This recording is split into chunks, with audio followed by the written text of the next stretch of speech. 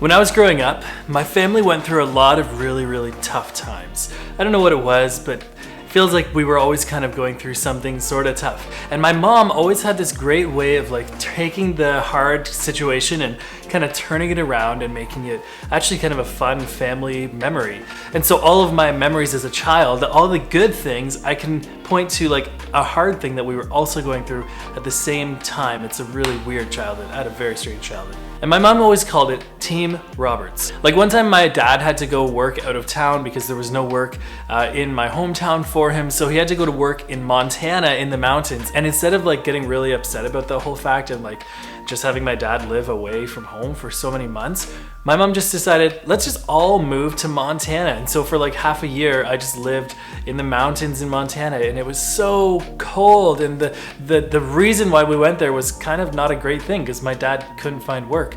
So he had to work in this weird silicone plant like way out in the middle of nowhere in America. And we got through because we were stronger together. See, we're all pretty good at focusing on ourselves. We're all pretty good at focusing on what we're going through right now and how life is so hard. And maybe you're going through like a breakup, or maybe there's gossip happening, or maybe you just don't really fit in, and maybe people are making fun of you. And I don't know what you're going through in life right now, but we're really good at just focusing on ourselves.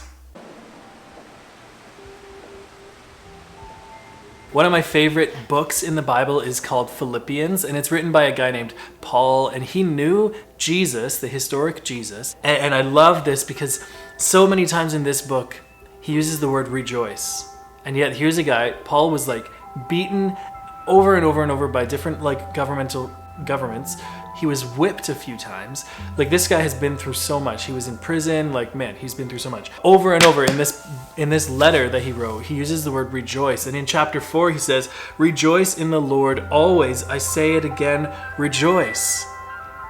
And a little later he says, "Don't be anxious about anything, but in every situation, by prayer and petition, with thanksgiving, present your requests to God. And the peace of God, which transcends or goes beyond all understanding, will guard your hearts and your minds in Christ Jesus." Paul encourages us, go to him and be thankful for what we do have. And here's a guy again, he's been through so much. And I know you're going through hard things in life. You're going through school, you're going through difficult things with your family or your friends or your teachers or your sports clubs or whatever you're going through in life. But even though sometimes it's hard, I want to encourage you to carve out some time to take all of that and bring it to the Lord, because God can give you peace. Not only will you have peace, but you will have God, who is like in charge of peace, and he will be with you personally.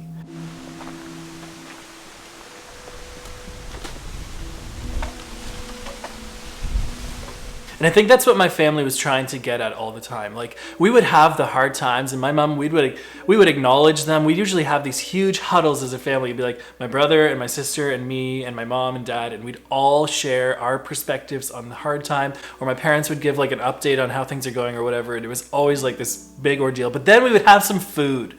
Or then we would go for a walk, or go to a friend's house, or go to my grandparents, or do something big, do something fun. Do something for other people. And we literally did this so much. And we would pray. As a family, we would pray to get through the hard times. I have learned to rejoice in the Lord through the really hard times, and to bring my requests to him and have faith in God that he'll see me through the hard times. And that's my encouragement for you today too. And what would it look like for you to trust God? To trust him that he'll get you through some really difficult times? Like what would it look like for you to trust him that like even though you got a bad mark, you're gonna be okay?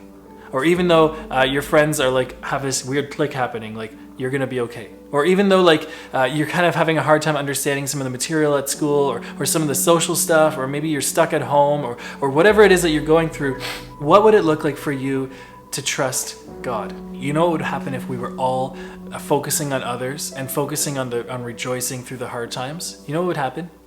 We would all have each other's backs. And so we could trust that someone has my back. And so I could go through a hard time and trust that somebody has my back. And then I would know that when they go through a difficult time, I'm going to support them through it. If we did this at Brookside Youth, if we came and we were just honest about what we're going through, but then we also were super empathetic and super like we could sympathize with people, we could support them, encourage them, and I'm hoping that our youth leaders, we can equip you guys with some tools to get through tough times, and we can talk about stuff, and we can get through this together, because you know what? We are stronger together. And so that's my question for you today. Who is your biggest support? Brookside Youth is here for you. So if you're in grade 6 to 12, you can join our Discord server, and always feel free to comment below, because we will encourage you and we'll equip you with some tools to get through tough times. We are here for you, and make sure you subscribe so that you never miss a video like this.